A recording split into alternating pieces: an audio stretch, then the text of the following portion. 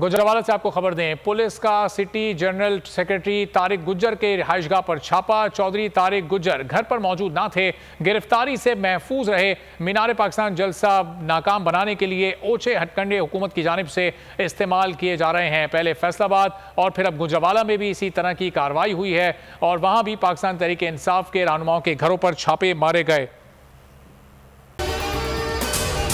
अगर आपको ये वीडियो पसंद आई है तो हमारे चैनल को सब्सक्राइब करें और बेल आइकॉन पर क्लिक करें।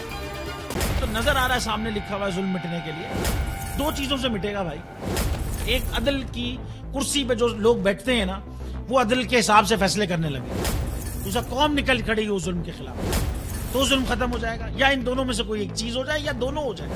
अगर 420 का मुकदमा था, उस वक्त अदलिया में जो लोग बैठे हुए केस देख रहे थे वो पूछते ना, यार चीट हुआ कौन है।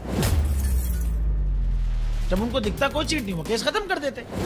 तो जालिम जुल्म कर ही नहीं पाता। 9 जजेस ने नोट बिफोर किया मेरे केस को यार, 1.5 साल चला। शख्सी जमानत का केस, सेम केस इस्लामाबाद में कर दिया। एक ही इल्जाम पे 2 केस हो नहीं सकते भाई। मतलब 60 दिन का वक्त होता है। 102 दिन के बाद मैं जीत गया, केस बरी हो गया।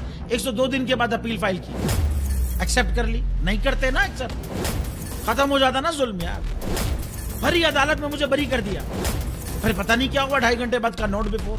मैं नहीं सुनता ये केस, खड़े रहते अपने फैसले पे, मिट जाता जुल्म। अल्लाह ताला ने बिठाया इस इन कुर्सियों पे इनको यार, ये अल्लाह ताला की तरफ से फैसले करने हैं। तो या तो ये फैसले आएंगे, जुल्म मिट जाएगा, या कौम खड़ी हो जाएगी जुल्म के खिलाफ।